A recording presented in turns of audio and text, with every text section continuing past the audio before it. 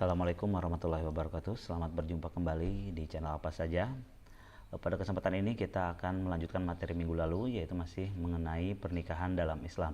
Dan pada kesempatan ini untuk semuanya, bagi yang belum subscribe silakan untuk subscribe dulu, dan silakan tinggalkan like-nya, berikut komentar, dan jika ingin tanyakan silakan ditanyakan di kolom komentar.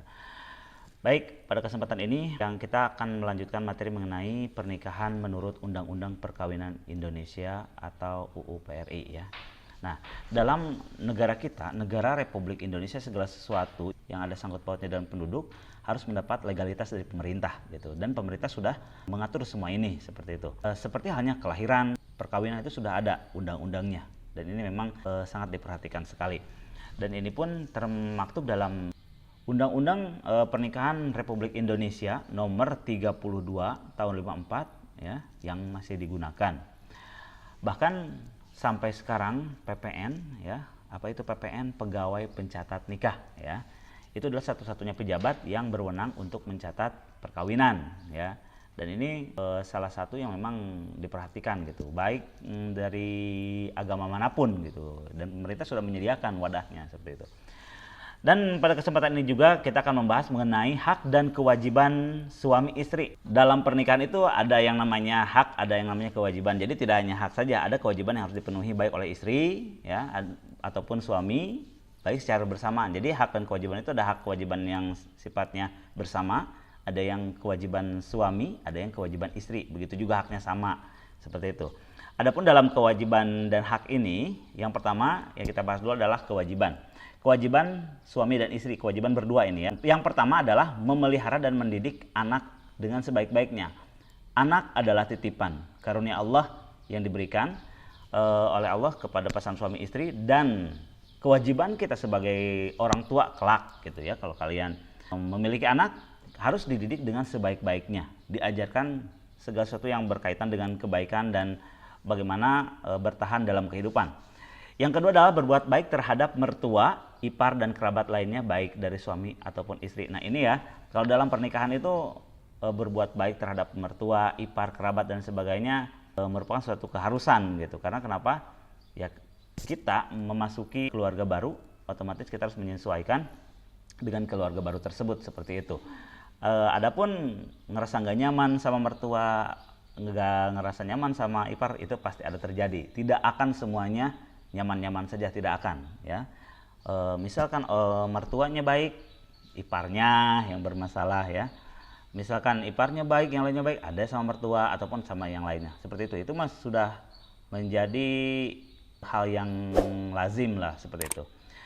Baik, selanjutnya adalah setia dalam hubungan rumah tangga dan memelihara keutuhan rumah tangga, berusaha melakukan pergaulan secara bijaksana, rukun, damai, dan harmonis. Nah, setia. Nah ini adanya pernikahan itu berarti komitmen antara laki-laki dan perempuan ya, untuk setia dan menjaga kesetiaan masing-masing, seperti itu. Itu sudah menjadi keharusan. Dan berikutnya adalah saling membantu antar keduanya. Jadi jangan sampai ada istilah itu kewajiban ayah, ini kewajiban ibu. Tidak seperti itu, tapi bekerja sama. Satu contohnya adalah memelihara kebersihan rumah misalkan. Nah ini biasanya di kita itu berpandangan bahwa kewajiban menjaga kebersihan rumah tangga, rumah ya maksudnya, itu adalah kewajiban dari ibu, dari istri. Yang padahal tidak seperti itu. Sebenarnya yang namanya kewajiban, kalau Islam memandang itu adalah kewajiban suami, kewajiban ayah. Baik mulai mencari nafkah, ya kan, beres-beres, mencuci dan lain sebagainya, sampai memasak pun itu kewajiban dari suami sebetulnya. Hanya di sini Islam menyediakan ladang pahala untuk perempuan, untuk para istri, untuk para ibu, untuk mendapatkan pahala dengan cara taat kepada suami, yaitu memberikan pelayanan yang baik, seperti itu ya.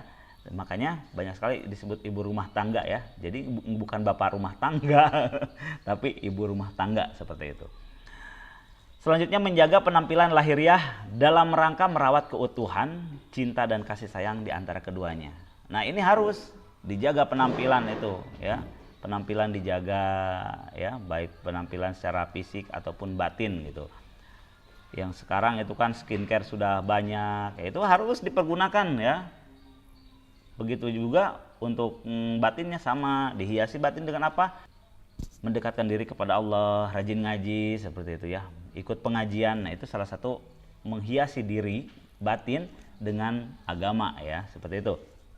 Nah, dan ini pun tercatat dalam surat At-Tahrim ya, ayat 6, surat An-Nisa ayat 36 dan surat Al-Maidah ayat 2. Kamu bisa buka di sana ya.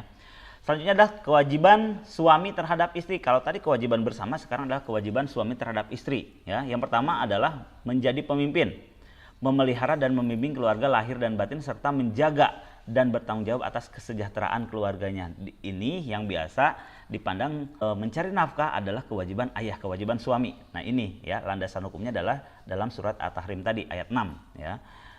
Selanjutnya adalah memberi nafkah, pakaian dan tempat tinggal kepada anak istrinya sesuai dengan kemampuan yang diusahakan secara maksimal ya. Nah, memberi nafkah ini nafkah lahir, nafkah batin terhadap istri ya.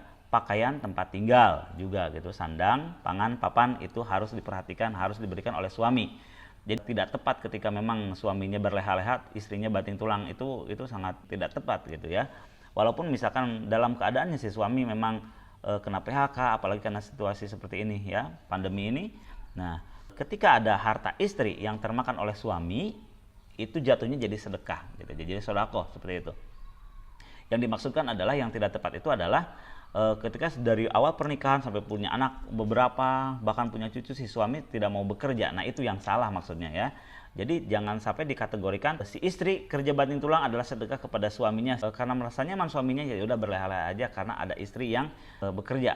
Nah itu yang dimaksudkan tidak tepat seperti itu ya. Selanjutnya adalah bergaul dengan istri secara ma'ruf dan memperlakukan keluarganya dengan cara baik. Nah baik dari bergaul dalam konteks hubungan seksual ya, dalam kehidupan sehari-hari itu harus memperlakukan istri dengan baik seperti itu. Jangan sampai kadang ngerasa sebagai pemimpin rumah tangga ya, pengen ini pengen itu, selalu minta dilayani, tidak seperti itu juga gitu. Jadi saling, nah seperti itu ya. Selanjutnya, masing-masing anggota keluarganya, terutama suami dan istri, bertanggung jawab sesuai fungsi dan perannya masing-masing. Kalau misalkan suami titik beratkan untuk mencari nafkah, istri mengurus rumah tangga gitu ya. Rumahnya dijaga, harta suaminya dijaga seperti itu, anak-anaknya dijaga ketika suaminya mencari nafkah ya, bagi-bagi porsi mungkin seperti itu. Selanjutnya adalah memberi kebebasan berpikir dan bertindak kepada istri sepanjang sesuai norma Islam. Jadi jangan sampai ada istilah ngerasa paling benar ini suami, itu tidak dibenarkan.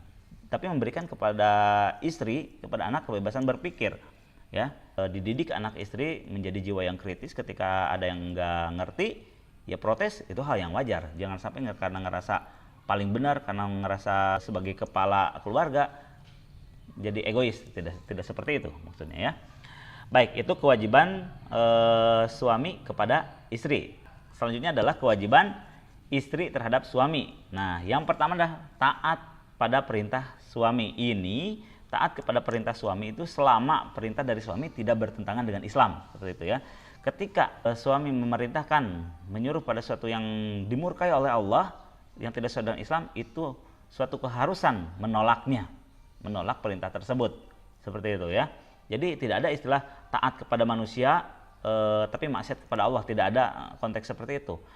Utamakan Allah. Tuh, misalkan nyuruh istrinya berdandan sampai menor ya, kayak badut ya, rame gitu ya, serba ditempel, buat pergi ke suatu tempat gitu ya, misalkan ke party, ke gathering gitu, harus paling cantik.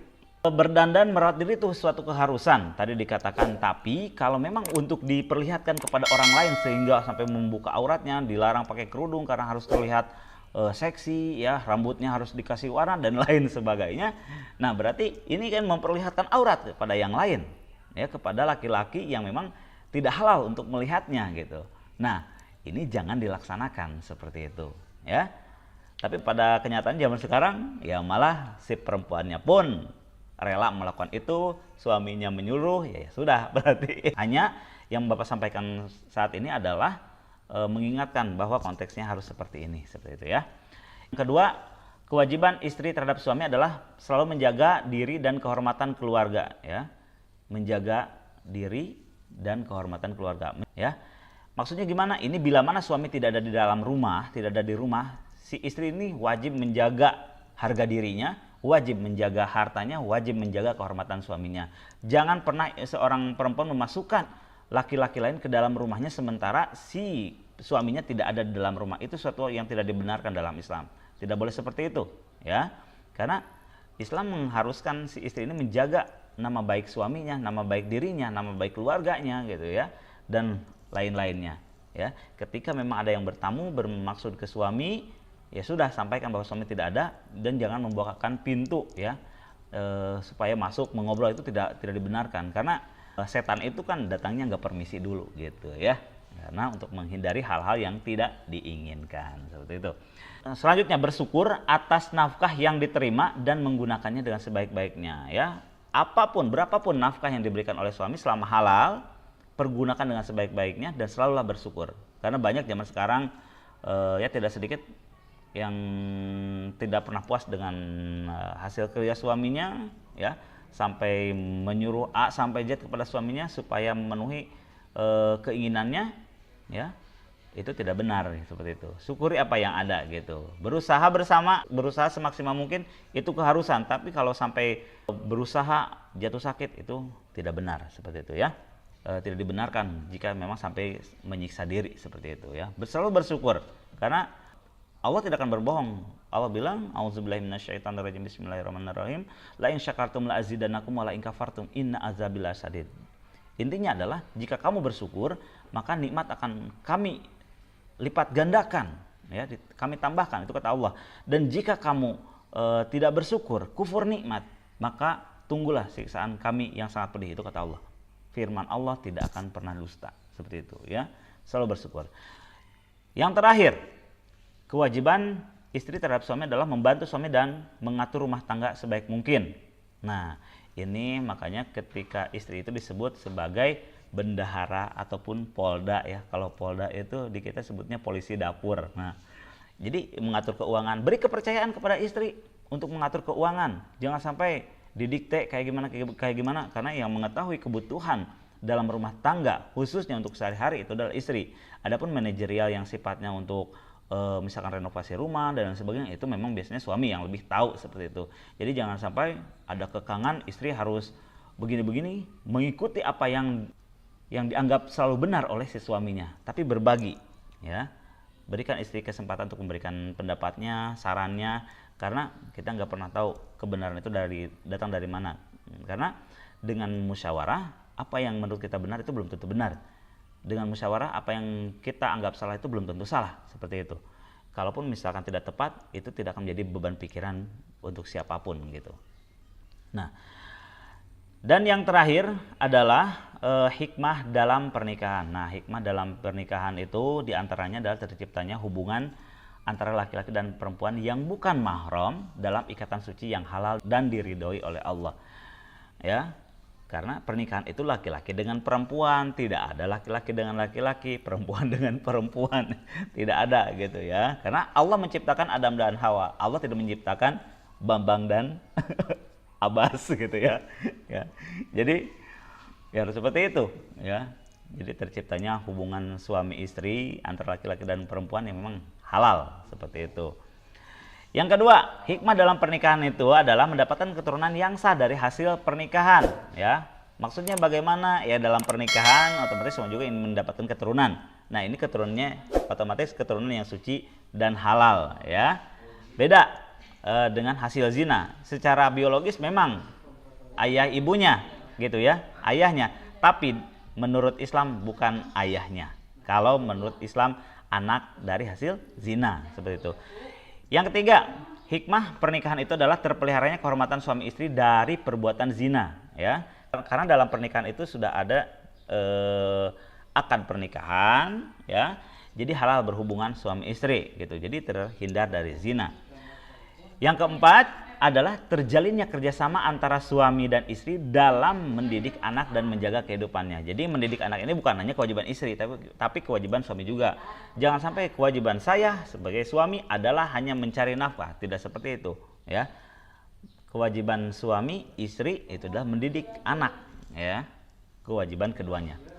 Dan yang terakhir, hikmah dalam pernikahan ini adalah terjalinnya silaturahim antar keluarga besar dari pihak suami dan istri. Nah, ketika suami istri membawa keluarga masing-masing, itu terjalin silaturahmi, terjalin kebersamaan. Seperti itu. Baik, semuanya itulah bahasan terakhir kita di bab pernikahan dalam Islam ini. Jika ditanyakan silakan langsung tanyakan, dan sampai jumpa di pertemuan-pertemuan berikutnya. Assalamualaikum warahmatullahi wabarakatuh.